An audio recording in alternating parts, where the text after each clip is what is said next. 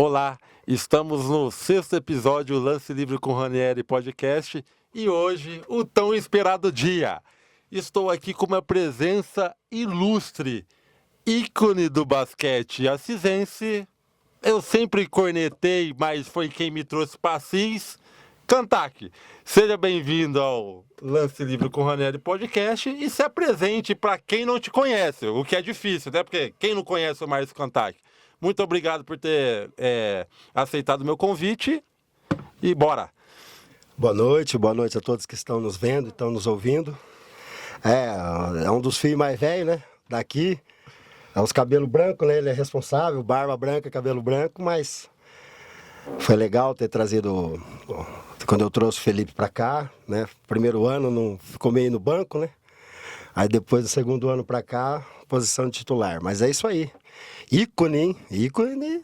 Eu costumo eu falei nos podcasts anteriores, né? No do Pantera, acho que do Pedro Benelli e do César, mas o do Pantera, né, Boizão? Que o cara não queria me trazer, o cara falou que eu era europeu, cheguei aqui em Assis, os caras falaram assim, pô, você trouxe um armador da Espanha? Mas o cara da Espanha passou de Londrina, o que aconteceu, tal? E daí, tal, teve que ter benção do Pantera, do Uruba, e no finalzinho ele gostava de um armadorzinho Black Power, tal, o cara não virava nada, e aí caiu na mão do bandejeiro, mas graças a Deus deu certo, né, Marcinho? Porque quer queira ou quer não, longe de mim ou nada contra, o cara é bicampeão e quem quer o armador? Eu, isso daí tá na minha conta. Tô brincando, Marcinho. Não, mas eu falo em alto e bom som. Na minha opinião, o melhor armador do campeonato. Não tô puxando o saco, eu falo em alto e bom som. 2016, fala um armador que foi melhor que você. E tinha o Iago, né? O Iago com 17 anos, né? Jogando bem. 2019. Cauê, bom armador. Nestor, bom armador, depois jogou com a gente. Os outros eu nem lembro. Então, eu acho que... É o seguinte, né, Felipe? Quando a gente contrata, a gente vai atrás dos jogadores, você vai atrás de peças que vão encaixar no seu time, né? Eu já tinha ouvido falar de você... Eu acho que você jogou no Flamengo antes que isso, não foi? E Flamengo. Campo Mourão. Acho que você veio jogar um amistoso contra a gente também, não foi isso? Foi. Então, mas aí... E assim, na época, a procura para vir jogar na cidade era muito grande, porque a gente tinha acabado de jogar 3 NBB, Liga da CBB, o Conte Assis ainda fazia alguns anos que tinha acabado, mas a Assis ainda estava naquela gana do basquete.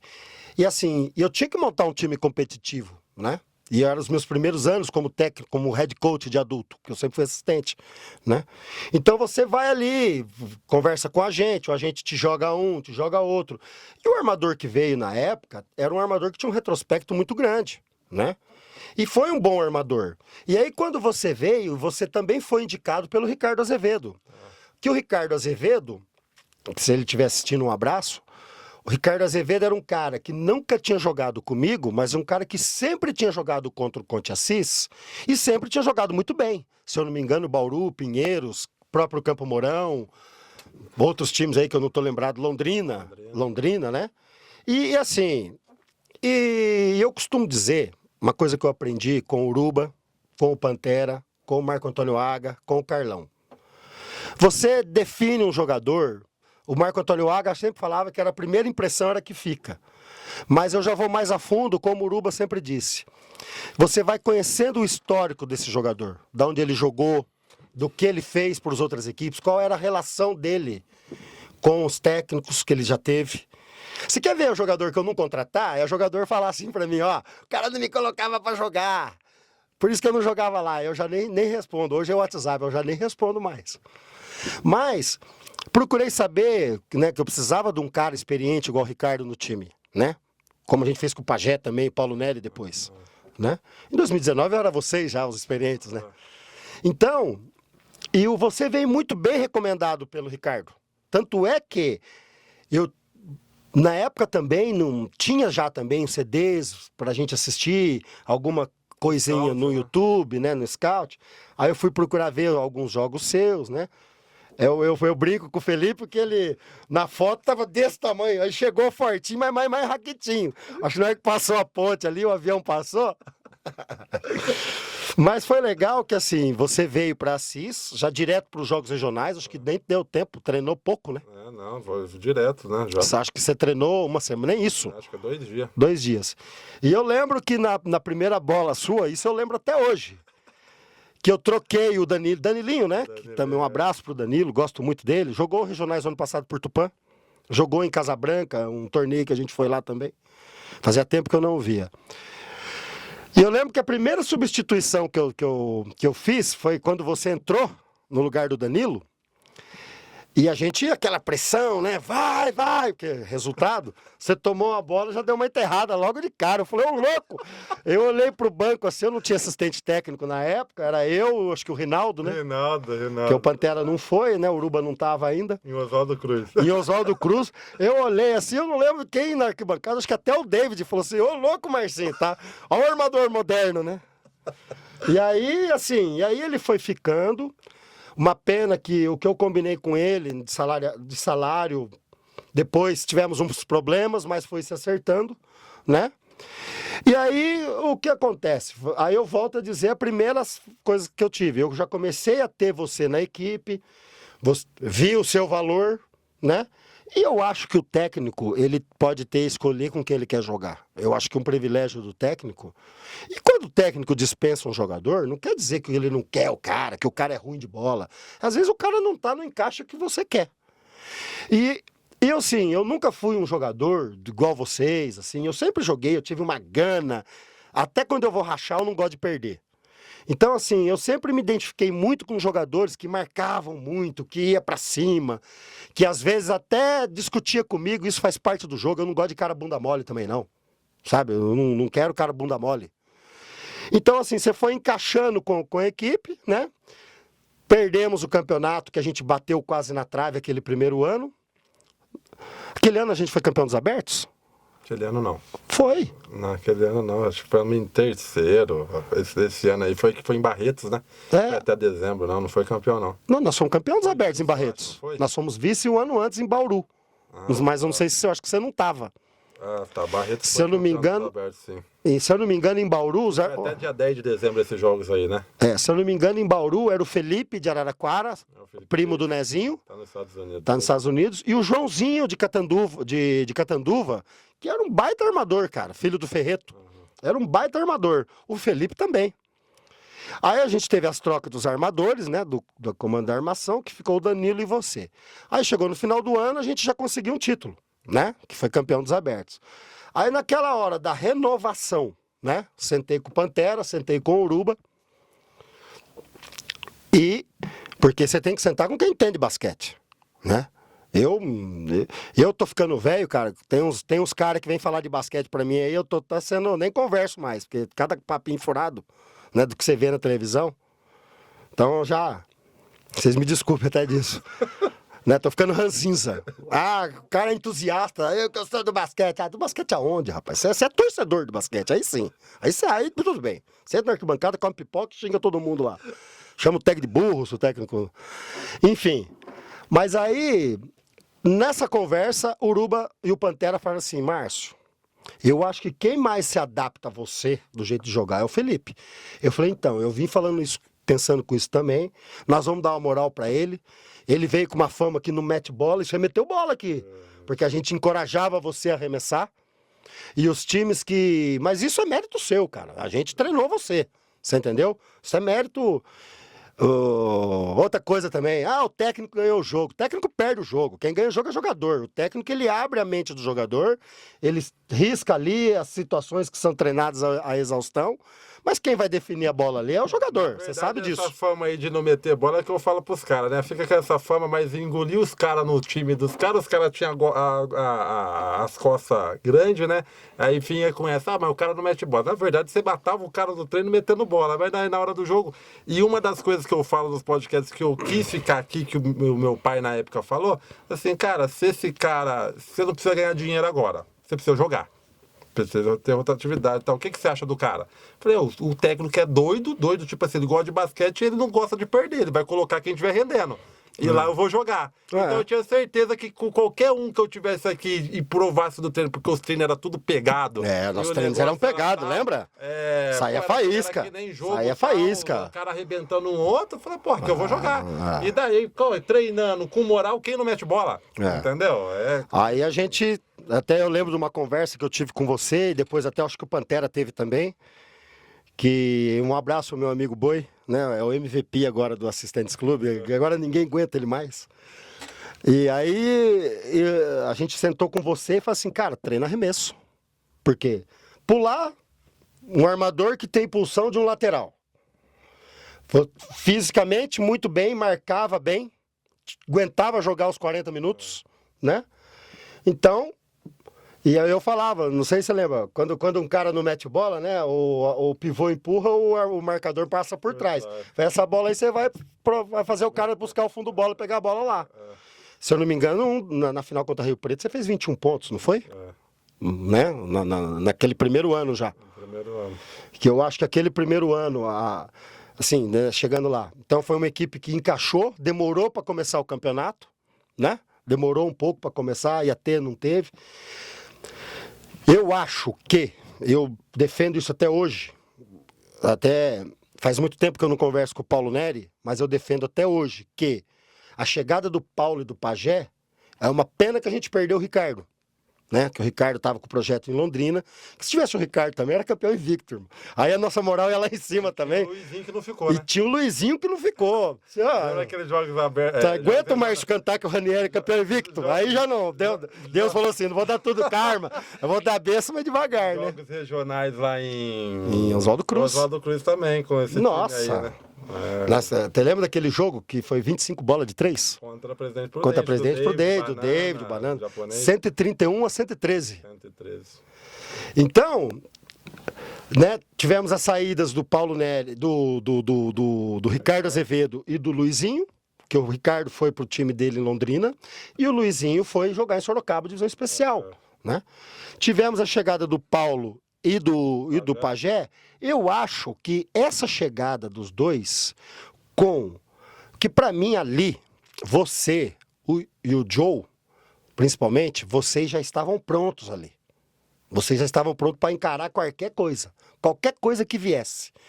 Mas tinha aquele ímpeto de molecão ainda, que às vezes não era de não fazer o que o técnico manda. Eu acho que assim, que vocês estavam numa forma física tão grande na época, que vocês estavam assim, muito convictos, e até então, quando a gente saiu um pouco da jogada, dava certo.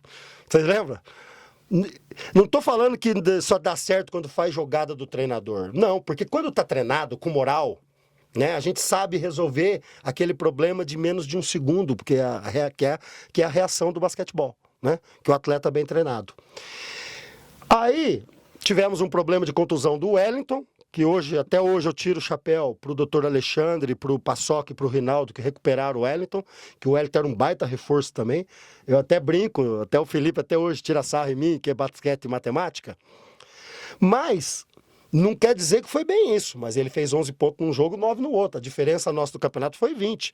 Eu acho que aqueles pontinhos dele que estava faltando.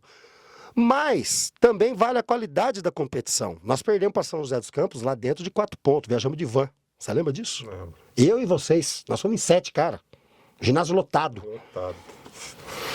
Lembra? Uma vanzinha do Santista, nosso falecido amigo Santista. Perdemos de 4 pontos com a bola na mão ainda. Com a bola na mão. Aí depois fizemos um jogo contra o Palmeiras, que um baita de um time na categoria de base. Na última bola. Perdemos na última bola, que o moleque jogou a bola pra cima. Eu tava até cumprimentando o técnico do time, que é gente boa, nunca mais vi ele. Jogou do outro lado, a bola bateu e entrou. Bateu e entrou. Aí o que acontece? Depois fizemos um mau jogo em Lins, perdemos na prorrogação. Você quis acabar com o time? Não, você tem. Não, na hora a gente, no vestiário ali, a gente fica nervoso. Depois o que a gente fez? A gente sentou, lembra que a gente falou assim, nós vamos se fechar. Nós vamos se fechar agora, é só nós aqui. Deixa a imprensa falar o que quiser, deixa o torcedor falar o que quiser. Se eu não me engano, a gente não perdeu mais depois. Não perdeu mais. A gente só não fez a final aqui porque Rio Preto teve acho que 2 derrotas. Né? E porque também estava em época de final de mandato, né? Parece que não podia ter essas coisas. E o seu Marino falou assim para mim, não, eu preciso de um título. Porque eu já trabalhei com o seu Marino lá. Ele falou assim para mim, não, eu preciso de um título. Eu falei, não, o senhor tá certo. Caiu como assim? Bom, a gente não vai ganhar de Rio Preto, mas... E o que aconteceu naquelas finais? A gente jogou muito bem, porque, se eu não me engano, naquela época, o Mário ainda era muito novo, o Arthur era muito novo, eu acho que o Pera também, a gente não tinha assim... Os meninos ajudavam a gente a treinar pra caramba, mas eu não ia pôr os meninos numa berlinda dessa, né? Ainda não...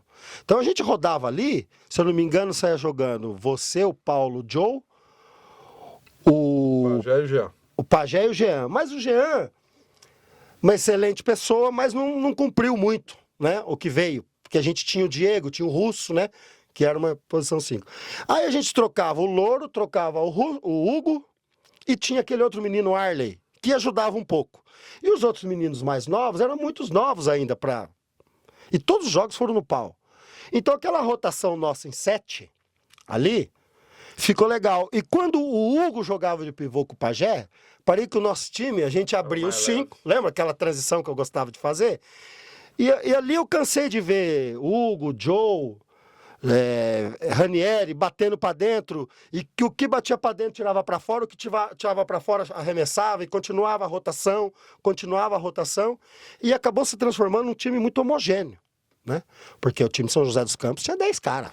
Além de ter 4, 5 caras adulto bom, tinha 5 moleques sub-22 que era a seleção brasileira.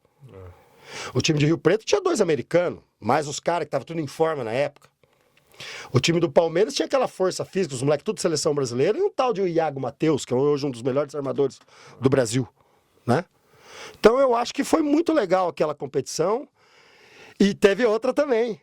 Nós saímos na primeira fase dos abertos, lembra? Que o Joe não pôde ir, porque o Joe jogou regionais para outro time. Isso. E a gente perdeu de 1 ou 2 pontos pro time do Aga, roubado. E perdemos, o Marco Antônio não tem nada disso, meu irmãozão, que é isso. O Pelissari, né? Deu a falta do Pajé no final. E depois perdemos um jogo para Rio Preto, que mesmo que nós não jogamos bem, mas mesmo assim foi 3, 4 pontos, né? Senão teria levado abertos também. Mas sim, depois dessa história dos títulos aí, como que começou a sua história no basquete? Apesar de você ter uma família, né, também que respirou basquete, tem toda uma sintonia com a modalidade, como que você começou? Olha, eu devo isso tudo à minha família, né? O meu pai, quando ele veio para Assis, ele já jogava basquete em Londrina, que meu pai, ele nasceu em Santa Cruz do Sul, que é uma terra que tem basquete, né, que é a cidade do Corinthians, né, da NBB. De lá ele veio para Londrina e lá ele jogava basquete. Quando ele veio para Assis, ele se enturmou com o pessoal daqui, que já jogava.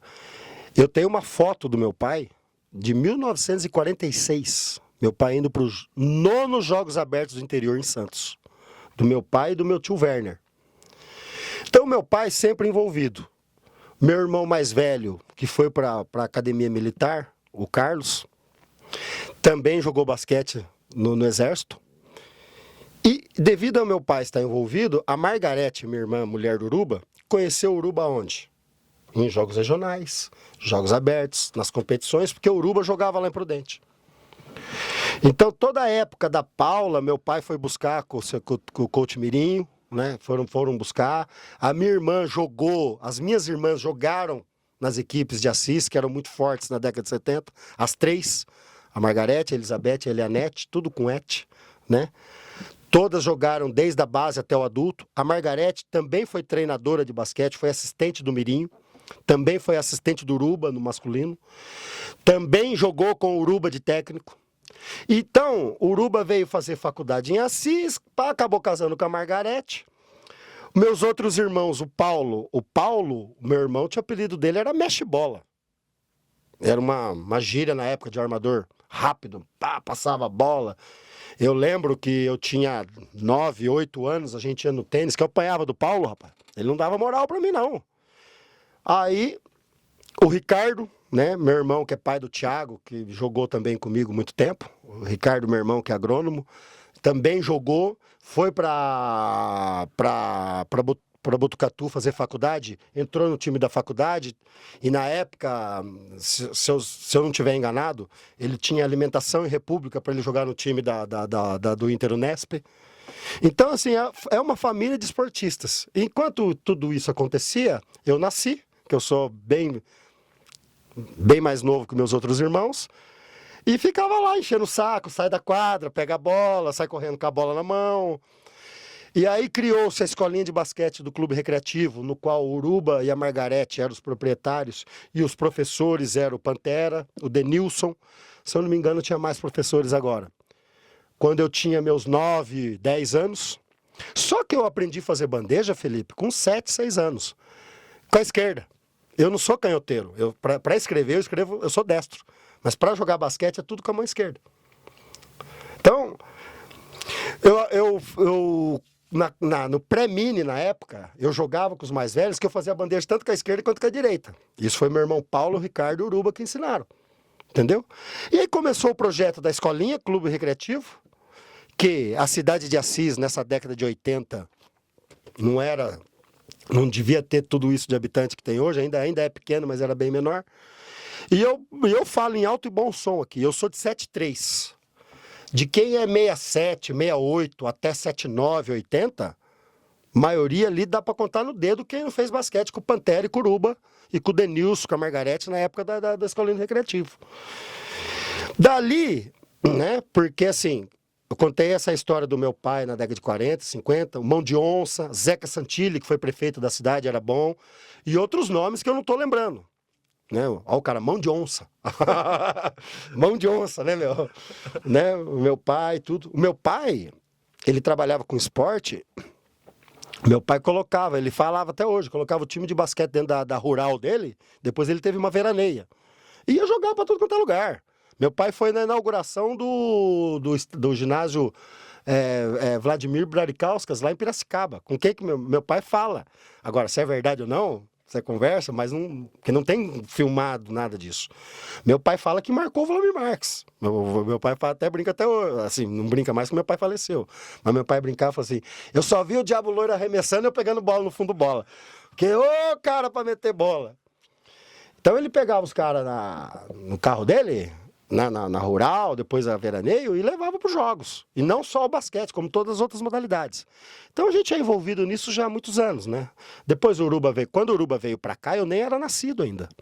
Porque quando o Uruba e a Margarete casaram, eu não era nascido. Os meus sobrinhos nasceram depois de 4 ou 5 anos, o Danilo e o André, do casamento deles, porque a Margarete ainda jogava. E até então a Margarete contou pra gente esses dias que a Margarete jogou grávida do Danilo. Entendeu? Então a família tava... Aí eu comecei a jogar no pré-mirim, do pré-mirim fui pro mirim, do mirim fui pra papai, e aí, quando eu vi, eu já era jogador adulto, já tinha jogado em outros times. Quando eu vi, eu já tinha virado técnico. Você chegou a jogar em colégio ou não? Em escola ou não? Joguei, o meu time do Clibas, a gente foi vice-campeão 2 anos, a gente foi bivice. Perdemos para a mesma escola de Franca. na final do estado. Final do estado. Entendeu? E você, com essa rodagem toda, com que olhos você vê hoje, né, na atualidade de hoje, com os olhos que você vê o hiato que tem entre o basquete de iniciação e o alto rendimento? Porque eu parei de jogar faz um tempo e daí hoje tem projetos, escolinhas aí e tal, e você vê que é muito difícil você conseguir angariar talentos para praticar o basquete, né? Você que teve experiência tanto lá atrás com a história dos seus pais, de você começar com 7 anos, 6 anos aí a praticar basquete, também jogar basquete dentro da escola, porque a gente costuma falar aqui que eu acho que a parceria tem que ser o tempo todo com a escola, né? Porque é ali que está a matéria-prima, né? Para a modalidade evoluir. Como que você vê isso daí? Ó, vamos lá, vamos por partes, né? Na minha época de base, como tinha muito forte a escolinha do Recreativo, e a escolinha do Recreativo, ela abrangia alunos do Clibas, do GE, do João Mendes Júnior, do Carolina Burali, das escolas particulares, que na época só tinha 2. Depois veio o João Paulo II, mas na época só tinha um Xereto Diocesano, Não tinha um monte de escola particular igual tinha hoje. Então, o campeonato escolar ficava muito forte porque era dividido. Você entendeu? Então, e o Pantera ficava na arquibancada, o Denilson, né, que foi, eu acho que você não conheceu, que foi um bom, excelente treinador. Encontrei com o Denilson, eu jogava no Conferaço de Tupã, em 93, na época tinha Campeonato Paulista Sub-21, ele era assistente técnico do Espéria. Olha quanto, tá 2 assistências ali, né, depois também, enfim. Então, tinha isso, e aí o basquete era praticado nas escolas, né, assim como o voleibol também era e o handball. Porque futebol é mais do povo, futebol você, né, é o esporte do Brasil, é o esporte que mais tem aglomeração, né, quantidade, né. Então, tinha essa junção aí com a escolinha, a cidade não era tão grande, certo? E por isso que dava certo. Mas esse time do Clibas que a gente fez final de estado, a gente estava do time infantil da cidade, acho que 8 ou 9 estudava no Clibas. E a maioria dos titulares também, né? Eu, Rodrigo Fiorucci, Vitor Massolelli, o André Noronha era xereta. Mas o José Robson, então a gente tinha um time competitivo, um time bom, sabe? Enfim, passou-se o tempo, eu lembro assim que o escolar na minha época, o Gema lotava, saía briga, ia polícia, o diretor ia junto, o diretor xingava o juiz, não tinha aula na escola. De muito tempo pra cá, eu não falo isso de pouco tempo pra cá, ainda mais quando eu tive o cargo de diretor da Secretaria de Esportes, não tinha ninguém assistindo o campeonato escolar. O diretor, a professora, não estou julgando ninguém, não estou julgando ninguém, são outras situações, são outras épocas, outras dificuldades, né? Então não cabe a mim julgar porque está lá ou não estava. Vazio. Eu vejo no nível escolar, eu vi um jogo de basquete, foi 2-1, não vou falar as escolas, foi 2-1 o jogo de basquete. Eu vi jogos de vôlei que era só manchetão. Entendeu? Então eu acho que o nível caiu muito. Quando eu era diretor de esportes, eu fiquei durante 8 anos numa reunião com o ex-prefeito, com o secretário da época. Não vamos falar nomes, né? Mas todo mundo sabe. Quisemos implantar na escola, tanto é que você também fez parte disso. O difícil era, depois que um diretor de escola, não estou julgando também, que às vezes nunca teve uma convivência igual a gente do esporte. A gente sabe que o esporte educa, que o esporte disciplina, né? O esporte bem feito. Não aquele professor que senta e faz o que você quer, né? O professor que disciplina. Eu vi como é que eu posso te dizer? Um muro entre... Uma resistência, você falou tudo. Uma resistência porque a gente implantaria lá a modalidade, fazia uma votação na escola democrática, aqui ganhou o handball, então aqui vai ser o handball, aqui ganhou o basquete, aqui ganhou o futsal, aqui ganhou o vôlei. Sempre 2 modalidades ou 3 por escola. Então a gente pegou uma resistência muito grande da diretoria e também dos professores de educação física. Porque vamos dar exemplo. Vamos dar um exemplo aqui com você aqui. Falei, você veio para cá, você teve o seu currículo que jogou no Flamengo, jogou em Franca, jogou lá nos lugares que você jogou. Você se aperfeiçoou como atleta de rendimento, se tornou-se um grande atleta e também você adquiriu uma experiência muito boa na área de formar o atleta, de ensinar, certo?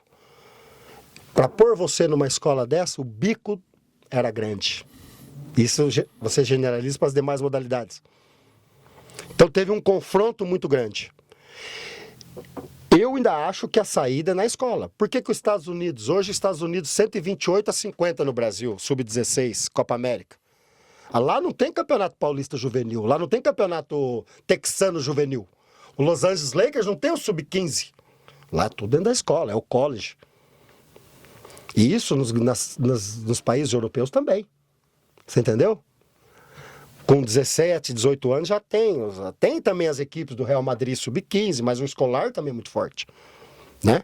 A cultura é outra, né? A cultura é outra, você resumiu tudo. Então eu acho assim que esse impedimento, quando a educação e o esporte se juntarem, mas isso não vem aqui o Márcio Cantac, o próximo secretário, o próximo diretor de esportes, o antigo. Quem somos nós? Quem? Como eu brinco, quem sou eu? Isso tem que vir lá de cima, do governo federal. Dar o apoio. Como que você vai, Felipe? Você dá aula em escola. Tem escola que você chega para dar aula, a quadra tá um regaço, cheio de buraco. O aro tá mais torto. Para pôr a rede do vôlei, você tem que amarrar para não cair o mato na cabeça de alguém. O gol é completamente inadequado. Se o menino pendura no gol, ele cai. O gol cai para frente. O gol é quase alambrado, né?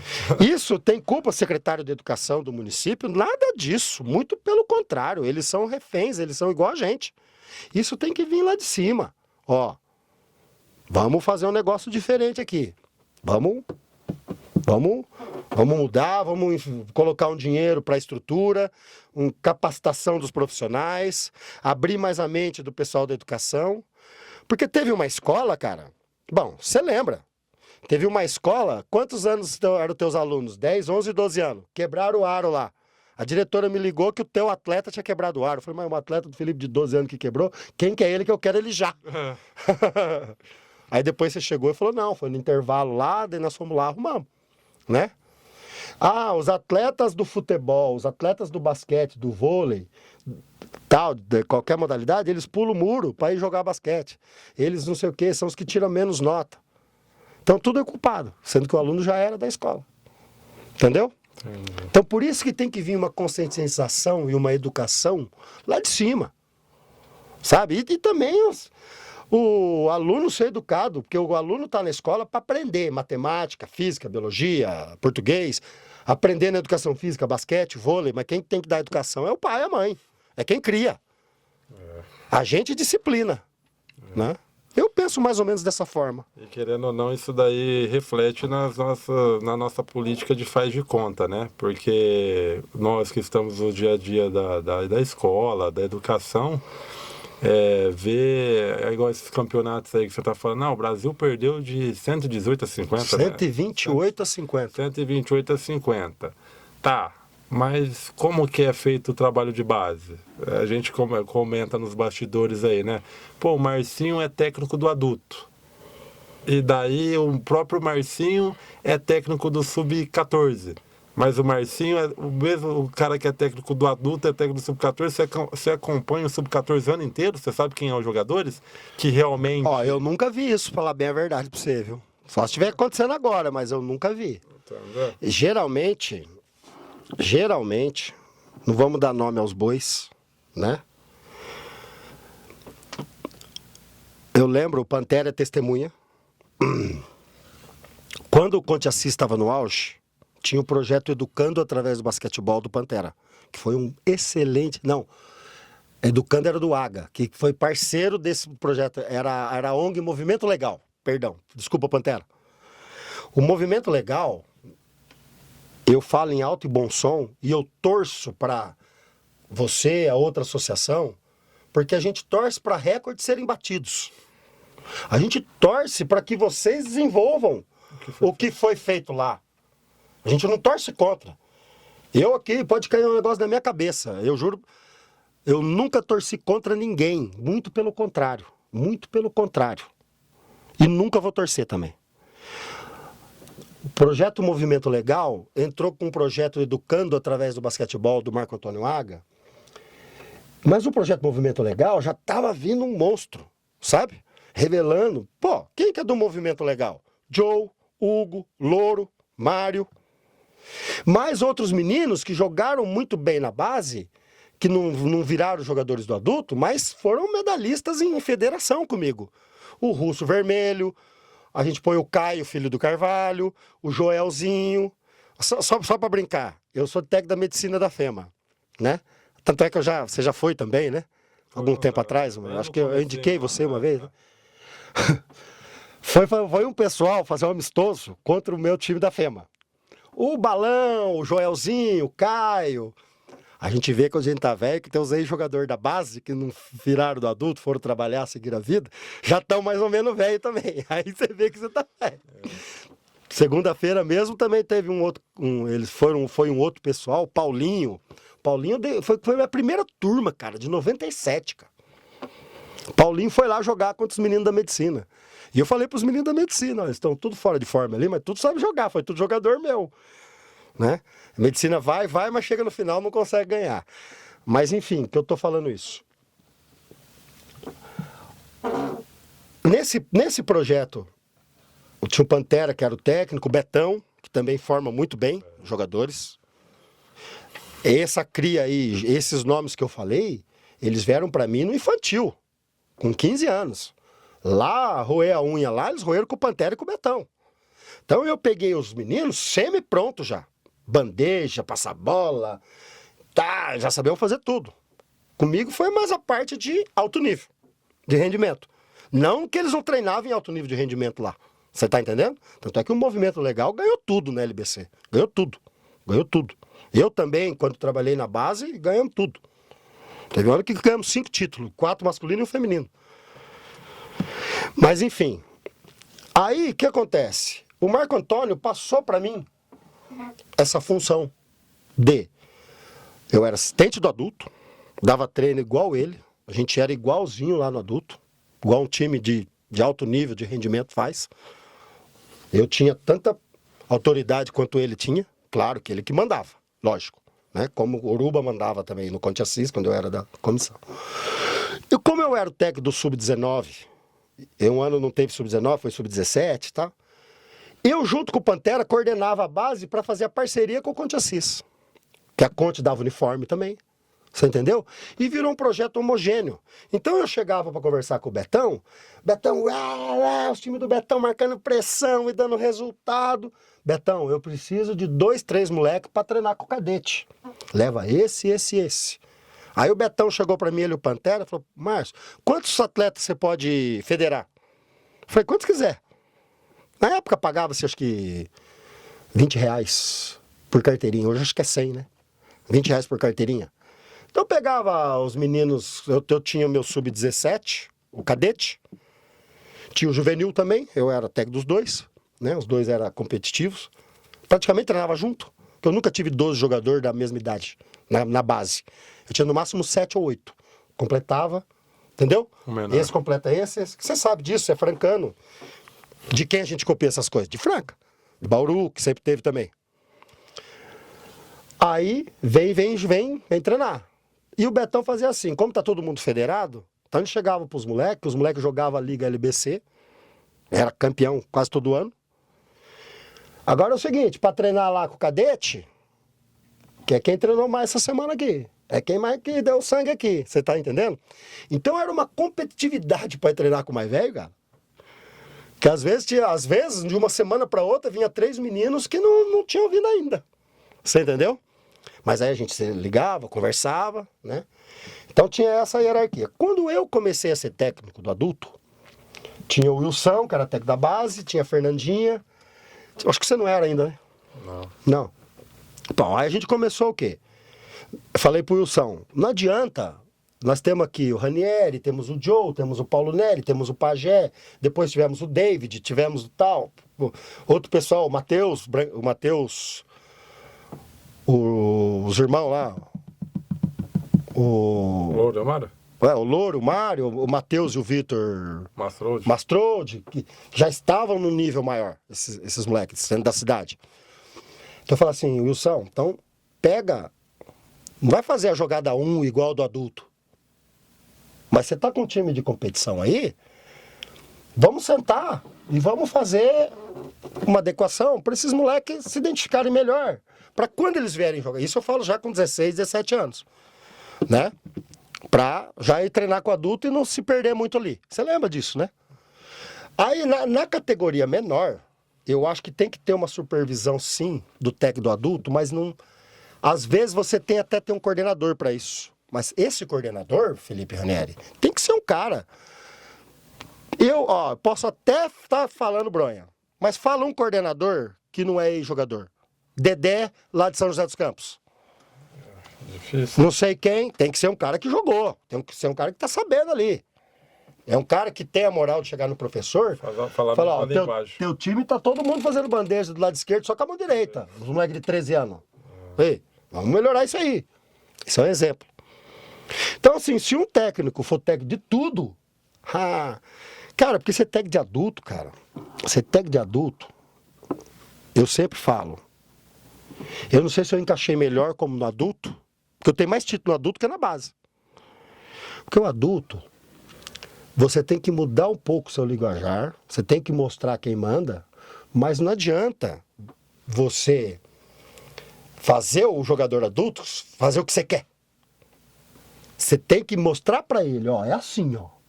Vamos dar um exemplo aqui, posso falar nomes? Opa, e você pode falar tudo. Na minha opinião, de jogador criado na cidade, o melhor jogador em termos de longevidade e pontuação, Jonathan Joe. Até falei com ele esses dias, beleza, Joe? Melhor jogador que deu continuidade na carreira desde a base. O Joe, com 15 anos, não veio jogar no meu cadete. Quem veio jogar foi o Louro. Com 16 anos, primeiro jogo em Limeira, fez 30 pontos. Aí acostumou. Você tá entendendo? O Joe não é um cara... O Joe, você faz uma rotação pra ele, outra aqui, outra ali, pra ele jogar no contra um, cara. Por isso que ele tá se dando bem no 3x3.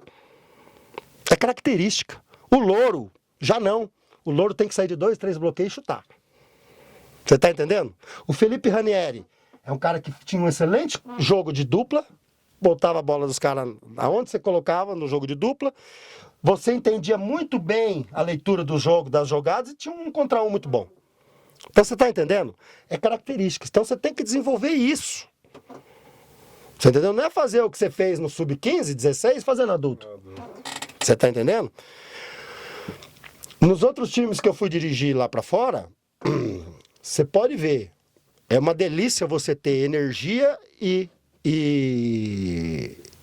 sabedoria ao mesmo tempo. O que é isso? Jogadores que sabem jogar, mas ainda estão no suco, misturado com a correria da molecada.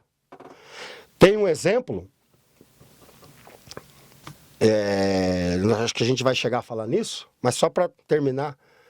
Tava em Belém do Pará, 3-1 pro Remo. O diretor falou assim pra mim, um grande amigo meu, quer ir embora? Pode ir embora. Tava 3-1, a gente vai pagar o seu. Eu falei, não, nós vamos virar. Sentei, conversei com 1-1 pro jogador. O Alex chegou pra mim e falou assim, Marcinho, eu voltei de contusão, você já sabia disso, eu não tô rendendo como 3, cara. Cara, se a gente quiser virar, eu tenho que jogar na posição 4. Isso que eu tô dando um exemplo só. Você tá entendendo? Eu olhei e falei, você tem razão.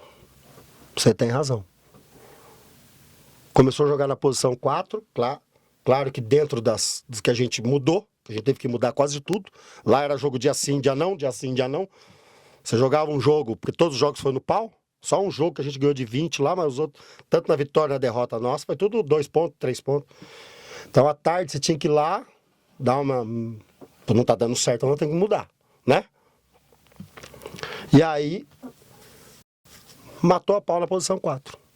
Isso é só um exemplo, porque um jogador mais velho, que ele tem toda a autoridade, o técnico que se tapa, eu acho que já teve casos aí de técnicos de nome, técnicos bons aqui no Brasil, que não está dirigindo a equipe porque quem ganha é a jogada dele. E não é. Quem ganha é jogador dentro do que é planejado. Dentro do que é combinado ali. Certo? Dentro do espaço dele ali. Aí é dentro da característica daquele cara que você tem. Eu falo em alto e bom som aqui. Você lembra um jogo nós Santos, que a gente virou o jogo contra Santos aqui, a gente tava 9 pontos atrás?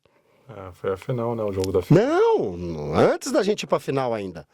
Antes do playoff? Não, eu acho que a gente jogava lá no Jairão ainda, foi 2016, eu acho. Ah, tá, lembro. 2015. Lembro. Que a gente tava perdendo de 9 pontos. E os caras trocavam toda hora, que eu chamei você e o Joe. Nós vamos rodar aqui, ó, não sei se você vai lembrar. A gente tinha uma jogada que chamava Barça. Rodava, subia um de vocês na cabeça e abria os 4. Nessa subida da cabeça eles estavam na troca. Vocês batiam pra dentro, sexta e falta, viramos o jogo, ganhamos o jogo. Agora, foi o Márcio Cantar que bateu a bola lá e ganhou o jogo? Não foi, foi vocês. Né? Então eu penso mais ou menos dessa forma. Tem que ter uma coesão de trabalhos, né? Saber o que você tem na mão na base, numa base mais avançada do que eu falo de idade, sub-17, que hoje, se eu não me engano, é sub-16, 18 e 20, né? nessa base de idade mais avançada um pouco. 21 também, né? Tem 21 você também. tem que ver o que você tem ali. Porque às vezes o que você tem no adulto não é a mesma problematização que você tem na base, é ao contrário. Você acha que faz diferença o jogador nessa idade, 15, 14, 16, 17 anos, você acha que ele tem uma experiência melhor sendo federado ou não? Lógico. Sem dúvida. Senão não vira jogador. Eu falo em alto e bom som. Eu vou falar muito de você, do Joe, porque vocês foram os caras que mais ganharam título comigo. O Pajé ganhou também, mas o Pajé também não estava aqui, não é daqui. Veio, ganhou um título comigo aqui, 2 lá no Pará. O Alex ganhou 3 títulos comigo, mas tudo fora. Porque assim, acontece muito. Você já deve ter visto isso, até quando você jogava, até você aconteceu isso. Aquele atleta com 13, 14, ele desponta. Esse cara vai ser seleção brasileira. Às vezes o cara tem 2 metros já, tem 1,90, você entendeu? Não digo nem pela altura física dele. Esse menino, ele tem que continuar jogando ele e a equipe dele dentro desse alto rendimento. Não adianta ele jogar um jogo ganhar de 40, outro de 40, outro de 30, outro de 50. Ele não melhora e quem apanha de 40 não melhora também. Você entendeu? E eu sou da opinião de que assim, a Liga LBC, a Federação Paulista, só um porém para a gente falar nisso. A Federação Paulista foi muito sábia quando dividiu o estado em 6 regiões. Filiadas à federação, 6 ligas fortes, igual a nossa LBC, tem a Liga de Rio Preto, tem a Liga Sorocabana, tem a Liga lá de Franca, tem a Liga de Iracemápolis, tem a Liga lá de São José dos Campos, aqueles lados. Até os 15 anos, você sabe disso? Do 11 ao 15, o campeão e o vice vão para o Interligas, dentro que já fizeram sua inscrição lá atrás, né? E dentro que o campeonato acabe no calendário da federação. Isso é muito válido, cara. Meu, lá atrás, quando eu estava na escolinha de base, um pouco antes do movimento legal, mas já tinha a escolinha do Pantera, que o Uruba passou pro Pantera a escolinha. Você jogou com os caras, Finão, Pedrinho. Primeiro ano a gente só tomou pancada, que os moleques já começaram com 12. Eles foram ser campeão com 14. Sabe? Fomos pro Interligas. Foi um choque de realidade. Nós fizemos uma final contra o time do Ednei de Marília. Ednei, um abraço, um grande treinador. É um grande cara pra você trazer aqui. O pessoal de Marília, são os pessoal que faz um trabalho muito legal. O Trajano, meu parceirão, amigão meu. Marcelão. Tem esse menino agora, o Fred, que tá trabalhando muito bem, que, se eu não me engano, o Marília tá em 5º. Na federação. Na federação. Tem 3 de fora. Jogador também, né? Hã? Eu acho que é ele. Fred? É jogador, né? Esse moleque aí. Mas não jogou aqui. Ah, tá. Mas quase jogou aqui. Mas ele joga regionais ainda. Jogou lá em Marília, eu acho, né? Esse menino joga em Marília. Joga, Ele deve ter uns 31, se tiver isso. E eu tava falando pra você, então. Aí, ganhamos de Marília a final. Todo mundo contente, tiramos Oswaldo Cruz, que era o bicampeão, 12, 13. Ganhamos de Oswaldo Cruz na semi, já tinha ganho de Oswaldo Cruz na fase de grupo, já tinha ganho de Marília na fase de grupo. O Finão de 1,80 m foi para 2 metros com 14 anos, só que tortava assim. Joga até hoje, tá jogando bem. Eu acho que ele tá no auge da... Joga lá na cidade do teu pai, lá, Brusque. Eu assisti um jogo contra Santos. Acho que ele foi assistindo o jogo. O Finão já tá com uns 30... Ele é 8,7. Uns 36, 37 anos, né? Cara, primeiro jogo, Caraguatatuba. Mais ou menos igual da nossa região, ganhamos dos caras. Os moleques ficaram com 2 metros de altura, né, bicho? Limeira ganhou de um outro time lá. Ganhamos do outro time lá também. Final contra a Limeira, meu amigo. Não vi uma cor da bola. Por que não vi uma cor da bola? Eu também já era muito novo como técnico. E de assistir junto com os moleques, põe pilha, dá pra ganhar. Esse dá pra ganhar, amigo. Show, né? Mas foi bom, foi um grande aprendizado. No 15, a gente treinava em escola descoberta, no João Mendes Júnior. Fomos treinar no Gema. Começamos a treinar todo dia. Ganhamos a liga. Ganhamos da Luso na final. Pegamos Limeira. No mesmo quadrangular, só que foi o primeiro jogo, do outro ano. O jogo já foi uns 8. Saiu nós e Limeira. Final de estado. já tinha aquela cidade lá na região de Casabranca, já tinha um trabalho bom ali. São João? Mococa. Mococa. Mococa e Tênis Clube de Campinas, pra você ter uma ideia franca, não foi. Perdemos pra Mococa, ganhamos de Limeira. Não, perdemos pra Mococa, ganhamos de Campinas, na final do estado daí, perdemos pra Limeira na prorrogação. Aí o que aconteceu? Vamos federar esses moleques. Viraram jogador. Pedrinho foi jogar no Botafogo, o outro não sei pra onde, o outro fez banco do Conte, depois virou Conte Assis. Paulão treinava com a gente no adulto, falecido Paulão, Marcelinho, Diego, você entendeu? Pá. Passou-se o tempo, né, tal. Vamos falar de uma coisa mais remota. Aí essa aqui eu falo, geração do Joe, do Louro, do Hugo. Por que que esses meninos... Você é 93, né? 92. 92. Então, em 2016, você tinha 24 anos. Sim. Era um cara novo, novíssimo, mas já experiente. Já sabia o que queria. Já sabia. Quantas vezes você não passava no banco e falava assim, Márcio, e se a gente fizer isso aqui? Eu falo, vai lá, faz. Não falava? Porque eu já sabia que você estava falando. Tinha certeza. O Joe tinha 22, o Hugo 21. São novos, mas quanto tempo eles já estavam na batalha ali? Eu lembro, bicho, Hugo, você me desculpa, eu gosto muito de você, mas é uma brincadeira, tá? Primeiro jogo do Hugo na federação foi em Limeira. Quando chegou no nosso clube lá, sabe? Quando você entra ali no nosso clube, você entra direto da quadra ali, né? Aí pra cá, o clube vai pra cá, né? O time do nosso clube, que a gente sempre viajou no dia, já tava alongando. Eles estavam todos de calça jeans, ele, o Panterinho, o Vitor Mastrode, jogaram a bolsa no chão, foram arremessar. Vamos pro vestiário, moçada. E os moleques de Limeira assim, ó. Você entendeu? Sim, jogo no pau, cara, sabe? Jogo no pau, e vai aprendendo, né? Um caso que eu tive com o time da sua idade, 9-2, que tinha o Henrique Hernandes. O Henrique Hernandes era um craque de bola. Craque, alto, armador, lateral, pivô, com 14 anos, dancando. Craque de bola. Só que não quis dar sequência. Mas até os juvenil ele foi. Quando esses meninos vieram pra mim, no Infanto, que na época chamava Infanto, né? Eu tava ali, Conte Assis, Curuba, depois Cuaga, né?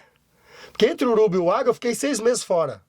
Aí o meu time do Coque da base foi campeão do campeonato de Assis de basquete.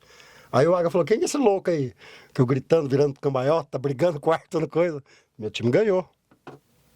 Ganhou o campeonato. Ganhou do movimento legal e ganhou do time de Assis. Tá. Comecei a trabalhar com o Marco Antônio Água, né? Já tava com o juvenis na época do Uruba também. Juvenis bons, né? Pá. Trabalhando com adulto, alto nível de rendimento. Depois, trabalhando com o Água, 2 anos juvenil forte, perdendo ali, o time do Marcel, perdendo a semifinal. Se o Marcel não tivesse machucado, fazia a final. Fazia a final.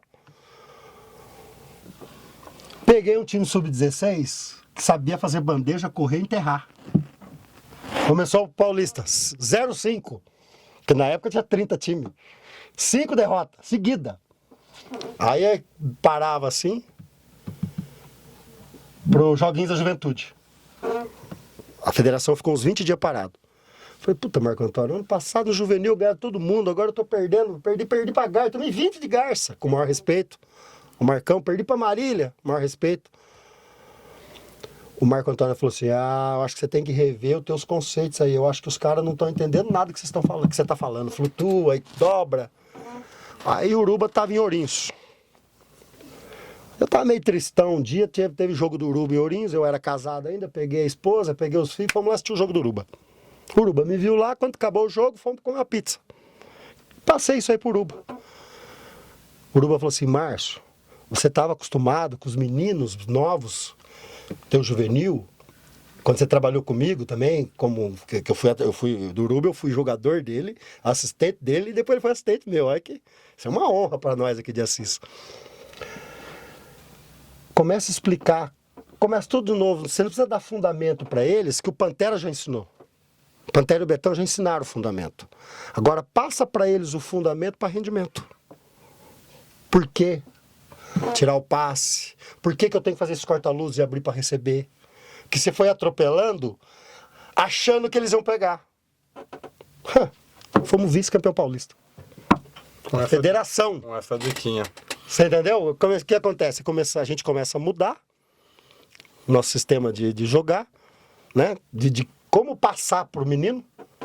Então eu acho que isso que muitos técnicos que eu vejo também, né? Quem sou eu? Mas eu vejo muitos técnicos, ainda mais para os lugares que eu vou aí, às vezes tá jogando a base antes, o cara na prancheta nem olha para a cara do jogador. O moleque tá entendendo porra nenhuma que ele tá falando. Entendendo nada. Fui dar uma clínica lá em Macapá. Os moleque forte, cara, tudo meio mestição, indião assim, ó, grandão. Sabiam bater bola, mas os moleques não sabiam fazer um corta-luz. Eles ouviram falar pick and roll na NBA. Não sabiam o que era. Entendeu? Marcinho, você acha que, pegando esse gancho aí de que é importante a cidade ser federada para ter uma cancha e ter uma possibilidade melhor de virar, ter uma chance melhor de ser jogador, né? Porque é campeonato de federação, não desmerecendo as ligas, que também é importante até certo nível, né? O importante é você jogar, né? Mas a federação te dá uma cancha a mais, né? Para você ter um time de alto rendimento e nutrir até mesmo um adulto, né? Para esse jovem com 15, 16, 17, 18 jogando federação, ele consegue autonutrir um adulto que tem de espelho, né? Você importa menos e tal. Você acha que você ser um bom jogador garante você ser um bom técnico? E eu tenho essa...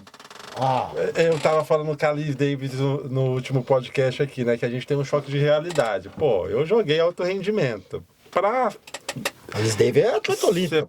Você pega... A hora que você vai para iniciação e para ser técnico, você tem que mudar bem a chavinha. E não é. E você tem que começar tudo. São coisas distintas. Tem nada a ver. Tem que começar tudo de novo. Você vê. Eu acho que não tem nada a ver. Você sendo bom jogador, mau jogador, você ser um bom técnico. Eu acho que não tem nada a ver. Eu acho que pode ajudar e muito você ter a leitura do jogo, mas com o maior respeito aqui. Você imagina o Oscar Schmidt técnico de um time? Não. Nunca imaginei. É um dos melhores jogadores. Vamos falar na real. Tomara que apareça. Tá, tem o Gui, que tá na NBA. Tem o Leandrinho, que jogou na NBA. O Leandrinho tá na comissão técnica lá, né? O Thiago Splitter. Thiago Splitter tá no Paris. Mas quanto tempo ele ficou ali como assistente na NBA? O Thiago Splitter parou de jogar faz 6, 7 anos. Faz 6, 7, 8 anos que ele é assistente. Eu virei técnico de adulto depois de 10 anos de assistente técnico. Mas não deu tudo isso, mas uns 8. Não, deu. Eu parei de jogar em 2003, 2002. Comecei a ser técnico principal de adulto em 2012. 2012. Porque antes eu era assistente. Eu dirigi Conte Assis e Brasília. Lá em Brasília perdemos de 2 pontos. Uma vez. Mas o que eu quero dizer... Eu acho assim que uma coisa não tem nada a ver com a outra. Existe o cara que foi um grande jogador, egoísta. Como é que o cara vai ser um grande técnico? O cara que só pensou nele a vida toda. Tem um cara que foi grande jogador, que tinha visão de tudo. Tudo que estava acontecendo. Demétrios. Gustavinho de Conte, jogou até o juvenil. Ó, que baita treinador que é. Eu não joguei no nível do Demétrios. Eu joguei a 2, cara. Joguei no Paraná, joguei... Federação, categorias de base. Eu nunca fui o cara, não. Sou um bom técnico? Não sei, eu tenho 5 títulos estaduais. 11 regionais, 3 abertos, 3 juventude. Na base, nem lembro. Um monte. Sou um bom técnico? Não sei, mas nunca fui um grande jogador. Nem pela altura também. Quem viu, viu. Quem viu, viu. Quem viu, viu. Quem viu puxando o ar de baixo com as 2 mãos, viu. Quem não viu, não vê mais. Quem viu você marcando Charles Bird? Quem viu, viu, cara. Quem viu, viu. Aí, não, e lá no Paraná marcando rato. Rato, porra. É o mestre. Então aí você vai vendo. Aí, assim, o Marcel, baita jogador da seleção brasileira. Marcel e Oscar. O Marcel, só pra dar uma brincada, né? O Luiz Felipe, irmão do Márcio Azevedo, sim, baita jogador. Uma vez eu, conversando com o Luiz Felipe, acho que lá em Vila Velha, num jogo lá, Ele foi tomar um café comigo, Marco Antônio Aga, e quando começou aquela conversa do Oscar, fazer aquela liga dele lá, que não deu certo, que quebrou, basquete, né? que quebrou um monte de gente, que começou quase junto com a NBB. Isso. Que era CBB na época, né? Então a liga do Oscar acho que era independente também. Nossa liga era LNB, uma coisa. Nossa liga de basquete. E deu uma entrevista lá, o Luiz Felipe falou assim, Marcinho, você sabe por que eu não fui nunca grande coisa na seleção brasileira? Porque o Oscar e o Marcel, até sul-americano os caras vinham jogar. Porque é coisa que o Nenê, o Leandrinho, os caras não vinham, né? Até sul-americano. A gente era convocado, chegava eu e o Chuí, agora nós vamos jogar. Não jogava. Não jogava, porque os caras vinham. Os caras estrela na Europa, pô. Os caras eram outro patamar mesmo. Grande, maior que nós. Os caras são grandes também, o Felipe e o Chuí, craque de bola. Fernando, Minuti, craque. Só que o Fernando acho que é um pouco mais novo. Tinha o Agra fala isso, o Agra, o comentarista, que é da idade do Oscar lá. Falou, ó, no Sírio eu jogava 40 minutos, mas na seleção... eu vinha dos Estados Unidos pra cá, mas o cara que jogava. Então você pega assim, um cara que assim... pensou mais nele, eu não tô criticando o cara não, bicho. Esses caras aí não tô criticando, falando que... Mas você vê, que nem o Marcel tentou uma carreira de técnico. Tem um técnico aí que, umas vezes, falou umas coisas de mim aí, que fala que o Marcel é o melhor técnico do Brasil. Segundo melhor jogador do Brasil, eu concordo. Ou até primeiro, porque naquela final lá em 87, que eu lembro até hoje, eu, meu pai, meu irmão Paulo, meu irmão Ricardo, Uruba, a gente assistindo tudo na sala de casa, que esse Marcel jogou também, foi brincadeira. Foi brincadeira. Tinha a seleção nossa era alta, os caras falavam inglês pros caras. Shut, man, hey, man. Os caras arremessavam. Vai falar isso pros caras que estão indo pra NBA? Você vê isso hoje? Mas se você figurar... Você vai mandar o David Robson arremessar? Chuta, cara, você não é de nada. Mano. Você vai falar isso pra um jogador da NBA? Vai. O cara dá um tapa na tua orelha. Só um empurrão que o cara dá. Então quer dizer que esses caras eram foda mesmo. Os caras eram outra casinha, né? Então você vê. Então eu acho que isso aqui tudo depende, né? O Regis Marrelli, eu soube que ele jogou até juvenil. Meia boca igual o Márcio Cantar, que é um baita treinador até hoje. Um cara que jogou bem, na minha opinião, foi um baita jogador, o Demetrio, eu já falei, né? O Guilherme Giovannone tá no Sub-19 lá do Pinheiros. Jogando a Liga Ouro. Jogando a Liga Ouro, é um cara que sabe a competência dele, até a hora que ele chegar. Porque o menino que tá de técnico lá, o Galvão, ele é fera, aquele menino lá. Eu já tive umas conversas com aquele menino em clínicas assim, ele sabe de basquete, cara. 9-2, a minha idade. Ele sabe de basquete. E aí você pega o Espiga, foi um bom jogador, tá sendo um bom técnico. Elinho. O Elinho, eu acho o Elinho que vai ser... Eu acho que com o decorrer do tempo, ele vai até passar o pai dele, eu acho. Porque é um cara que sabe do jogo.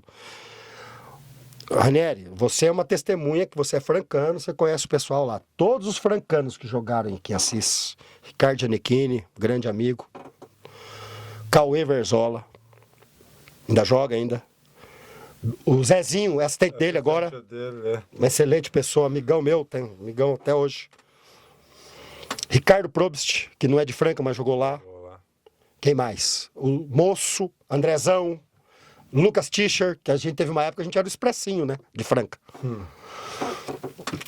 Todos. Unanimidade. Marcinho, o cara treina mais que todo mundo 10 vezes. O cara não joga bem o jogo, ele tem a chave do Pedrocão, ele vai lá, dá 10ão pro moleque que tá jogando bola lá, pegar a bola pra ele. Verídico isso. Sem contar a quadra em casa, né? Ele disse que treinava muito porque ele não queria viver na sombra do pai. Você entendeu? Então, um cara que tem um retrospecto desse, bicho, um cara que aprendeu do jogo, aprendeu a ler o jogo. E o Ricardo Probst falava mais uma ainda. Acabava o treino, só que tinha dia que o Hélio Rubens não deixava. O Elinho jogava 1 contra 1 até 11. O Ricardo nunca ganhou dele. O Ricardo Probst nunca ganhou do Elinho 1 contra 1. Só dentro do garrafão ali. Tudo isso originou-se numa conversa que antigamente tem agora chama de Copa Super 8, né? Super 8. Teve um campeonato em São José dos Campos, chama Super Ouro, alguma coisa assim. Também desse mesmo molde de critério. E nós jogamos com Franca, semifinal. A gente na frente o jogo inteiro. Finalzinho, Franca foi o Márcio Dornelles, craque de bola também, metendo as bolinhas dele e pá, dominando o jogo. O Rogério não precisa nem falar, né? Olha o time dos caras também. Você jogar no palco com esses caras já tá bom, né? O Elinho 1 contra 1, 2 na frente. A gente conta assiste na frente o jogo inteiro. Ricardo em cima dele, ele foi, deu um step back, voltou e pum. Ah, cara. Bum, tabela. Ó, o Conte Assis tá terceiro, Franca na final. Aí Franca na final meteu 20 Araraquara na final. Mas sim, agora tá chegando no final do nosso podcast. Que pena, né? Porque se deixar aqui vai até mês falando de basquete. Só uma carne aqui então? Então, chega nesse momento, dá uma cutucadinha em você aí. Como que você vê hoje a volta do basquete adulto aqui em Assis? Você que é um cara que quer queira ou quer não, né? Sem caça às bruxas, tem 2 campeonatos, né?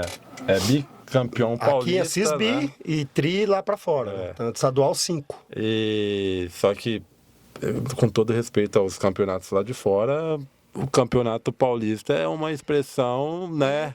É mais expressão, mas lá fica forte porque os outros times levam também. Então vira um mini, eu falo que vira um mini paulistinha, sabe? Mas se tratando do nível que é, na minha opinião, a gente sempre brincou de que, tipo, jogar a 1 é bem mais fácil que a 2. A 2 é bem mais truncada. Depende, né? Joga 1, faz 10 jogos, não apanha os 10 pra você ver. Então, Você apanha pra você ver. Mas, enfim, resumindo, como que você vê a volta do basquete assim, adulto depois de quanto tempo de inatividade? 4 anos? 2022? Não sei, foi aquele ano que eu saí, né? Que eu fui pro Paysandu, né? Nesse nível de...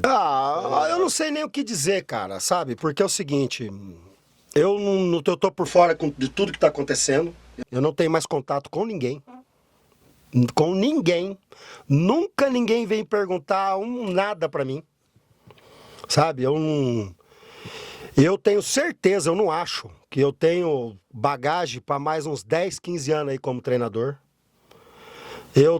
Todos os anos que a gente foi campeão, nunca foi a melhor estrutura. Em 2019 também, a gente era a menor folha de pagamento do campeonato e foi campeão.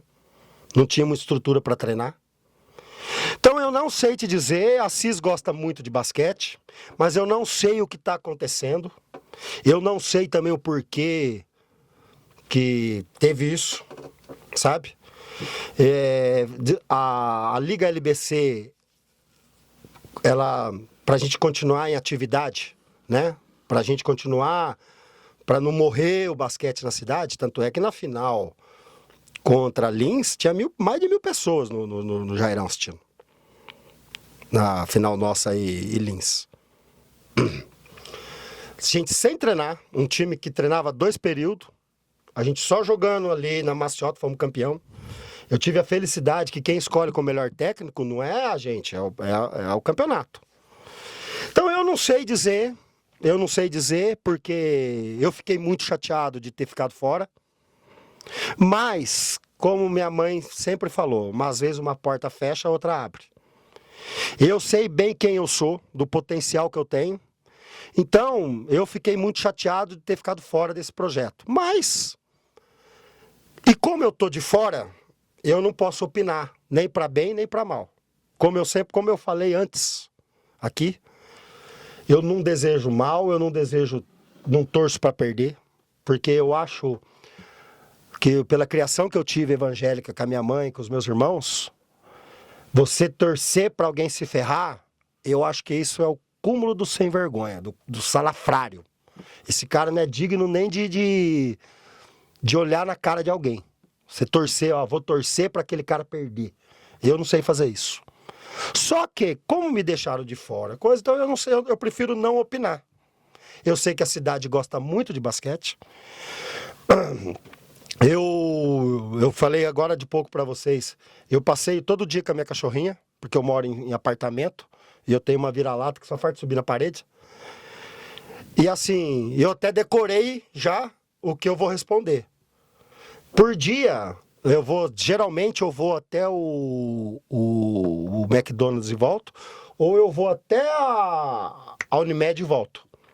Quando eu vou até a Unimed, eu tenho que falar isso umas 3 vezes. Quando eu vou até o McDonald's, raramente eu não tenho que dar a explicação. Pô, voltou o basquete, já tá montando o time, Marcelo. Eu não sei, eu tô por fora, eu não sei.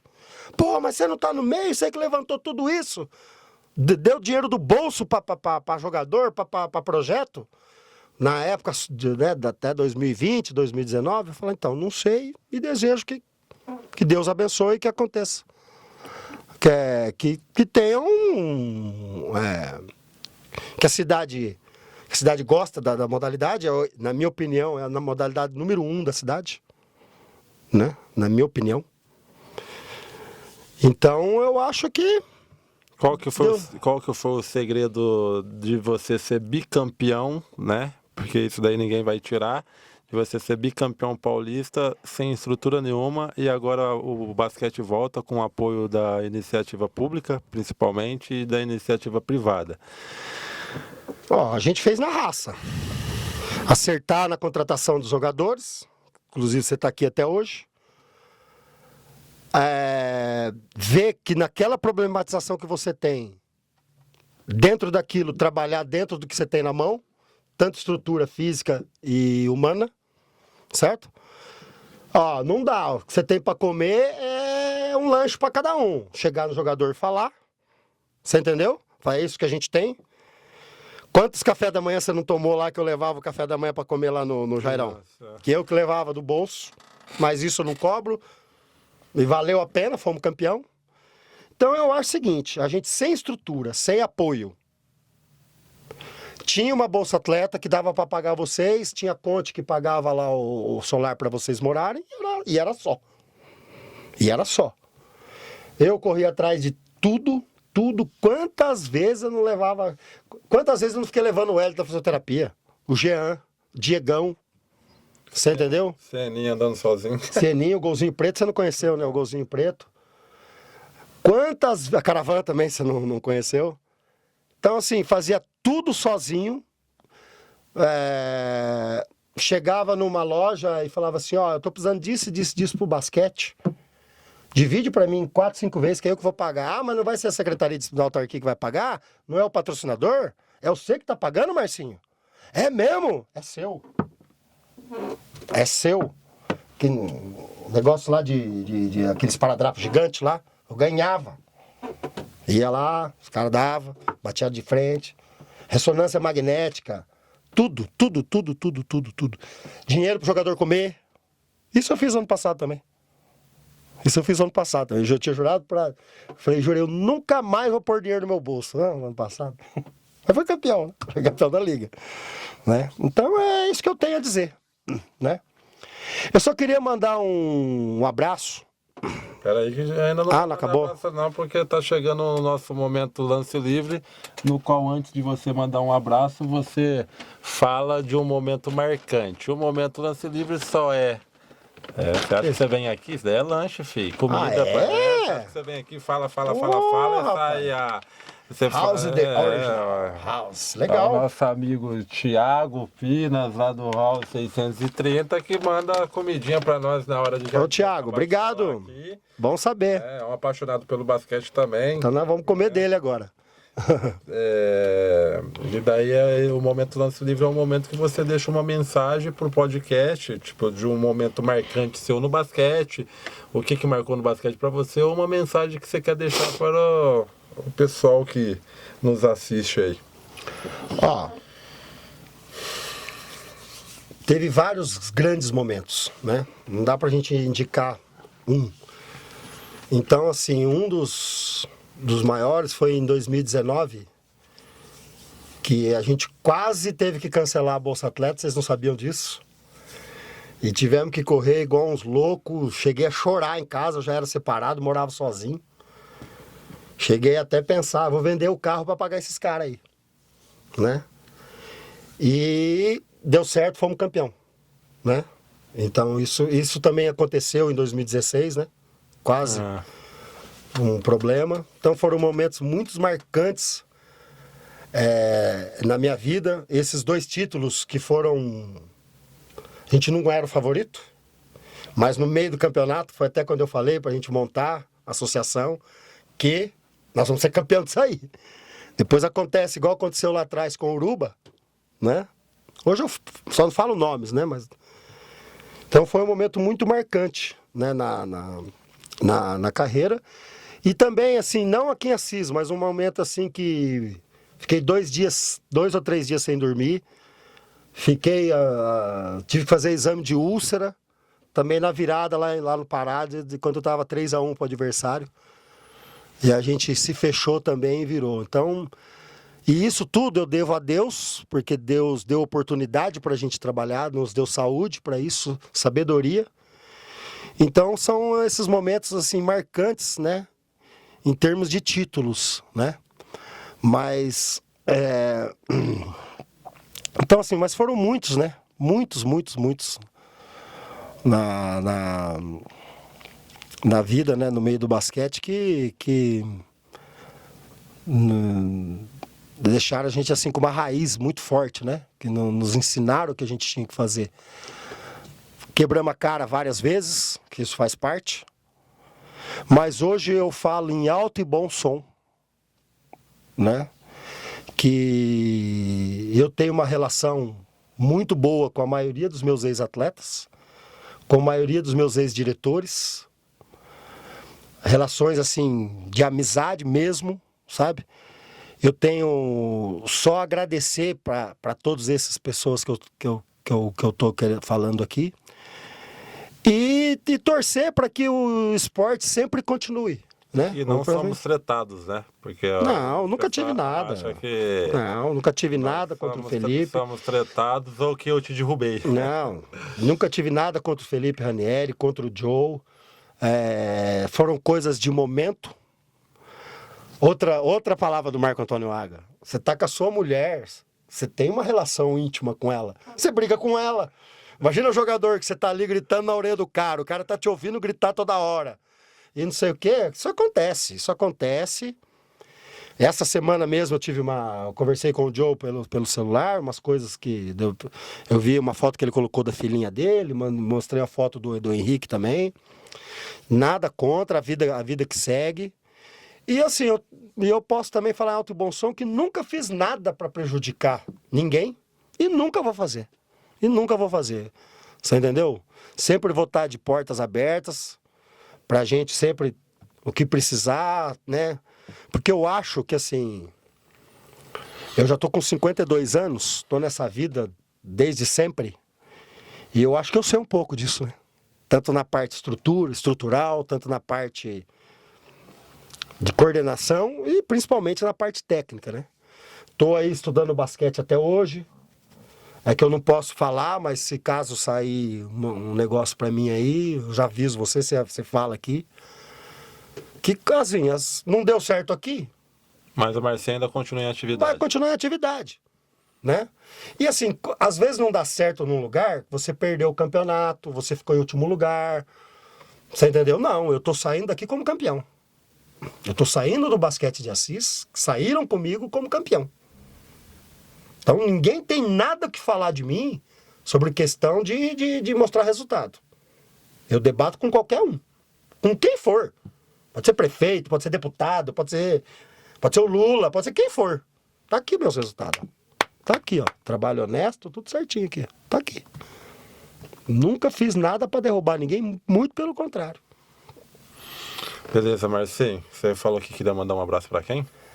Eu queria mandar um abraço para alguns diretores que eu tenho amizade com eles até hoje.